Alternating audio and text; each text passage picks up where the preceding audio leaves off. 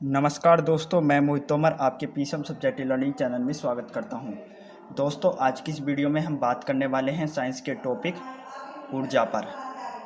तो दोस्तों, वीडियो शुरू करने से पहले आपसे रिक्वेस्ट है, यदि आपने अभी तक हमारे चैनल को सब्सक्राइब नहीं किया तो सब्सक्राइब कर दीजिए तथा उसके आगे की बेल आइकन घंटी भी प्रेस कर दीजिए ताकि जब भी मैं नई वीडियो अपलोड करूँ उसकी नोटिफिकेशन आपको सबसे पहले मिल सके। तो दोस्तों, पहले तो आपको ऊर्जा के बारे में कुछ बेसिक बातें समझनी होंगी, क्योंकि जब तक आप ऊर्जा की कुछ बेसिक बातें नहीं समझेंगे तब तक आप ऊर्जा की परिभाषा और उसके सूत्र को नहीं समझ सकते। तो दोस्तों, ऊर्जा क्या है? तो दोस्तों, ऊर्जा एक भौतिक राशि है। ऊर्जा क्या है? एक भौतिक राशि है। अब दोस्तों, ऊर्जा भौतिक राशि कैसे है? तो क्योंकि दोस्तों, ऊर्जा में ना तो द्रव्यमान होता है और ना ही वह कहीं स्थान घेरती है। ऊर्जा कहीं स्थान नहीं घेरती है दोस्तों।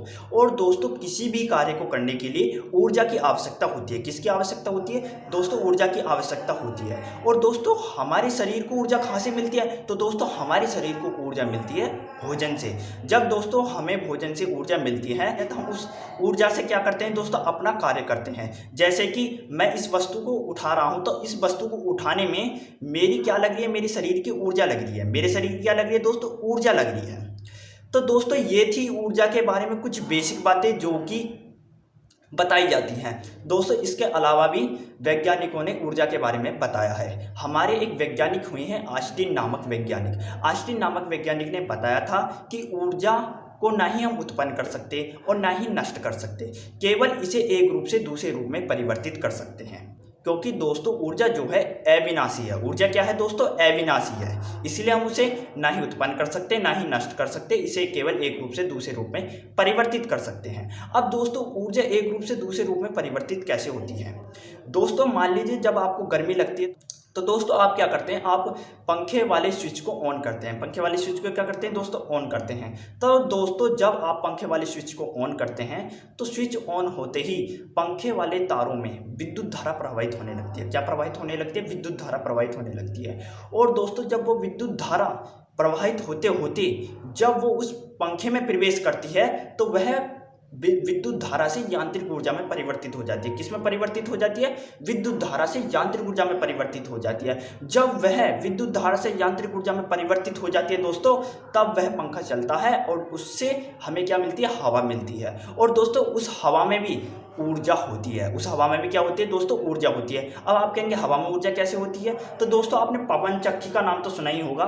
पवन चक्की में क्या होता है कि बहुत बड़ा पंखा लगाया जाता है और जब हवा तेज चलती है तो उस हवा की सहायता से वह पंखा चलता है। उस हवा की सहायता से क्या होता है दोस्तों? पंखा चलता है। और जब उस हवा की सहायता से जब पंखा चलता है तो उसकी मोटर क्या होती है? घूमती है दोस्तों। उसकी मोटर क्या होती है? घूमती है। और जब वो मोटर घूमती है तो वह क्या करती है? वो उस यांत्रिक ऊर्जा को विद्युत ऊर्जा में बदल देती है। किसमें बदलती है दोस्तों? उस यांत्रिक ऊर्जा को विद्युत ऊर्जा में बदल देती है। तो दोस्तों देखिए, विद्युत ऊर्जा से यांत्रिक ऊर्जा में बदली और यांत्रिक ऊर्जा से विद्युत ऊर्जा में बदली।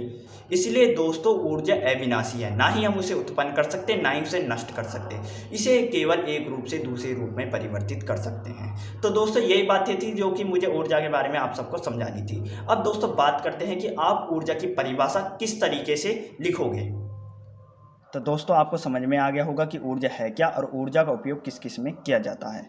अब दोस्तों, बात आती है कि ऊर्जा की परिभाषा आप किस तरीके से लिखोगे। तो दोस्तों, ऊर्जा की परिभाषा आप दो तरीके से लिख सकते हैं। पर कौन कौन से तरीके मैं आपको बताता हूँ। तो दोस्तों, ऊर्जा की पहली परिभाषा ये है, ऊर्जा एक भौतिक राशि है। इसमें न तो द्रव्यमान होता है और न ही यह स्थान घेरती है। किसी भी कार्य को करने के लिए ऊर्जा की आवश्यकता होती है। तो दोस्तों, मैंने आपको बताया था कि ऊर्जा एक भौतिक राशि है, क्योंकि इसमें न तो द्रव्यमान होता है और ना ही ये स्थान घेरती है। और किसी भी कार्य को करने के लिए हमें ऊर्जा की आवश्यकता होती है। ये सारी बातें मैंने आपको समझाई थी थोड़ी देर पहले।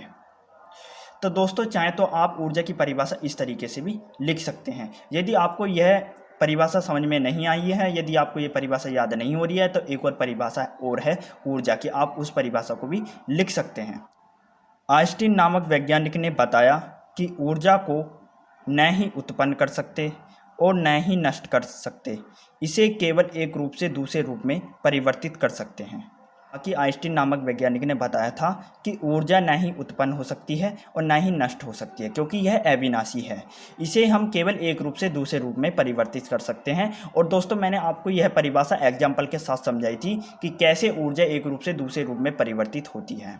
तो दोस्तों, आप चाहें तो ऊर्जा की परिभाषा इस तरीके से भी लिख सकते हैं। तो दोस्तों, कभी कभार प्रश्न ये आ जाता है कि ऊर्जा का मात्रक क्या होता है। तो दोस्तों, ऊर्जा का मात्रक होता है जूल या कैलोरी। आप या तो ऊर्जा का मात्रक जूल लिख सकते हैं या कैलोरी लिख सकते हैं, यह आपकी मर्जी है कि आप कौन सा मात्रक लिखना चाहते हैं। अब दोस्तों, बात करते हैं ऊर्जा के सूत्र पर कि ऊर्जा का सूत्र क्या होता है। तो दोस्तों, आइंस्टीन ने एक सूत्र दिया था, वह सूत्र था E बराबर mc²। क्या है दोस्तों? E बराबर mc²। तो दोस्तों, यह जो सूत्र है ये ऊर्जा का सूत्र है। और दोस्तों, जहां C बराबर निर्वात, दोस्तों जहां C होता है वहां निर्वात होता है। तो दोस्तों, पहले आप निर्वात समझिए कि निर्वात है क्या। तो दोस्तों, निर्वात किसे कहते हैं? तो दोस्तों, निर्वात उसे कहते हैं जहाँ पर ना हवा हो, ना पानी हो, ना आग हो, कुछ भी ना हो।